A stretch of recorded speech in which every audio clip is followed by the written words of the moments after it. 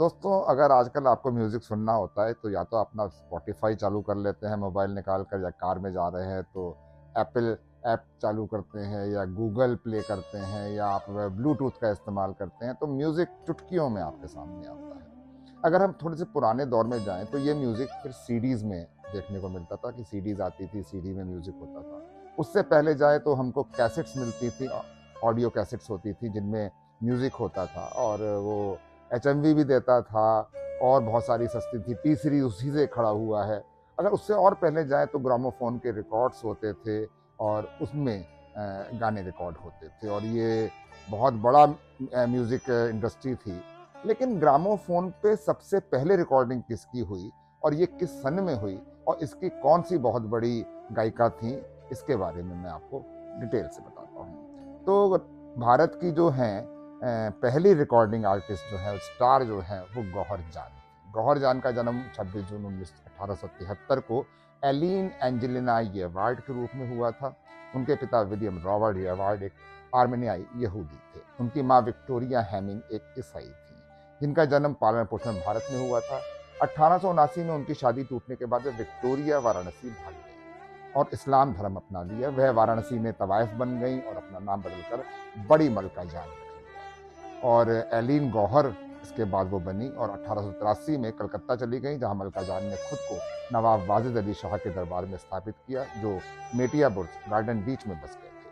1886 में उन्होंने 24 चितपोर रोड पर एक इमारत खरीदी जो लगभग 40,000 रुपए की थी। ये इमारत आज भी खड़ी है और इसे सलीम मंदिर के नाम से जाना जाता है। यहीं पर युवा गौहर ने अपना प्रशिक्षण शुरू किया। उन्होंने पटियाला के काले खान, कालू उस्ताद और उस्ताद अली बख्श जरनैल, पटियाला घराने के ये संस्थापक सदस्य थे, शुद्ध और हल्का शास्त्रीय हिंदुस्तानी गायन सीखा, और महान बृंदादीन महाराज से कथक नृत्य भी इन्होंने सीखा। ये जो बृंदादीन महाराज थे, ये बिरजू महाराज के दादा थे। सृजनबाई से धुपर धमार और चरणदास से उन्होंने बंगाली कीर्तन सीखा। जल्दी ही उन्होंने हमदम उपनाम से गजलें लिखना शुरू कर दी और उनको संगीतबद्ध भी करना शुरू कर दिया। शुरुआत में रविंद्र संगीत में भी वो पारंगत हो गई थी। कलकत्ते शहर का नाम गौहर के साथ जीवन भर रहा, क्योंकि लोग उन्हें प्यार से गौहर जान कलकत्ते वाली कहने लगे। 1887 में गौहर ने अपना पहला गायन दरभंगा के महाराज के दरबार में किया, जिन्होंने उन्हें अपने दरबारी संगीतकार और नर्तक के रूप में नियुक्त कर लिया। अगले कुछ वर्षों में वह एक तेज तर्रार गायिका के रूप में विकसित हुई, जिसकी ब्रिटिश भारत के कुलीन वर्ग में काफ़ी मांग थी। वह एक सोशलाइट के रूप में भी जानी जाती थी, जिसने भव्य पार्टियां आयोजित की हैं। वह उस समय महंगी घोड़ा बग्गियों से शहर में घूमती थी। वो एक मॉडल थी। उनकी छवि ऑस्ट्रिया में बनी माचिस की डिब्बियों पर भी दिखाई देती थी। भारत के पहले रिकॉर्डिंग सत्र में गौहर जान का राग जोगिया में ख्याल गाना शामिल था, जिसे ग्रामोफोन कंपनी के फ्रेड गैसबर्ग ने नवंबर 1902 को रिकॉर्ड किया था। ये 6 सप्ताह के दौरान स्थानीय कलाकारों के 500 से अधिक मैट्रिक्स रिकॉर्ड किए गए थे। रिकॉर्ड जर्मनी में निर्मित किए गए थे और अप्रैल में 1903 में भारत भेजे गए थे। लोकप्रिय बनाने में बड़ी सफलता इन्होंने साबित की। जहां स्थानीय लोगों को पश्चिमी संगीत के प्रति कोई रुचि या सराहना नहीं थी। ये सारी रिकॉर्डिंग कलकत्ता के होटल के 2 बड़े कमरों में अस्थायी रिकॉर्डिंग स्टूडियो में की गई थी। 1903 तक उनके रिकॉर्ड भारतीय बाजारों में दिखाई देने लगे थे और उनकी काफ़ी मांग थी। अपने शानदार कैरियर में गौहर ने 10 से अधिक भाषाओं में करीब 600 रिकॉर्ड बनाए। उनके प्रदर्शनी की सूची जो है बहुत लंबी है, और वजनदार ख्याल और धुपर से लेकर ठुमरी, दादरा, कजरी, होरी, चेती, तराना और भजन के हल्के रूपों तक उनका पूरा रूप फैला हुआ है। उसका पूरा हिसाब किताब उनका है।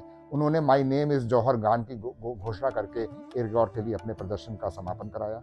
गौहर जान 1910 में विक्टोरिया पब्लिक हॉल में एक संगीत कार्यक्रम के लिए मद्रास गईं, और जल्द ही उनके हिंदुस्तानी और उर्दू गाने का एक तमिल संगीत पुस्तक में प्रकाशित हुआ। दिसंबर 1911 में उन्हें दिल्ली दरबार में किंग जॉर्ज पंचम के राज्याभिषेक की प्रस्तुति देने के लिए भी विशेष रूप से आमंत्रित किया गया था, जहां उन्होंने इलाहाबाद की जानकी बाई के साथ एक युगल गीत गाया, ये है ताजपोशी का जलसा, मुबारक हो मुबारक हो। उसके बाद उन्होंने बाद के वर्षों में थोड़ा इधर उधर हुई। उसके उन्होंने दरभंगा और रामपुर के दरबार में भी दरबारी गायिका के रूप में काम किया है।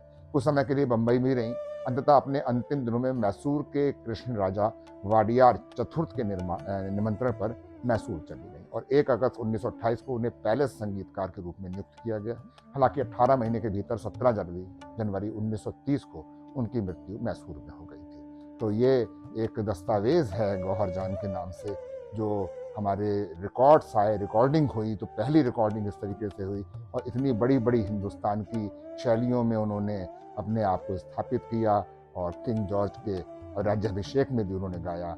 ये एक दस्तावेज़ के तौर पे है। ऐसी किसी और कहानी के साथ अगले एपिसोड में आपसे फिर मिलेंगे।